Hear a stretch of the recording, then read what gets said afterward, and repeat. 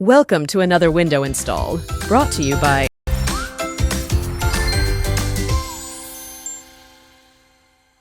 Hey everybody, this is your window man, Eric Brinkman with Window Depot USA.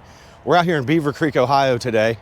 We're going to take out these old wood casements that actually these open outward and everything else is a fixed picture window.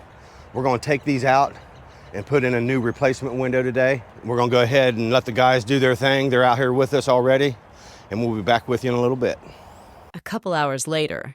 All right, everybody, we are back, and the install crew has the new window installed. It is a double hung with the grids. These are contour grids that are in here versus the flat. Did a great job on the exterior trim, wrapped it all up, and now we're gonna go ahead and go on inside and take a look at what she looks like in there.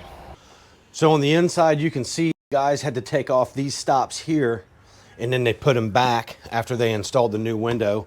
This is a ProVia Endure triple pane with the interior grids. And I have the full flex screen on this window as well. Comes standard with our triple pane.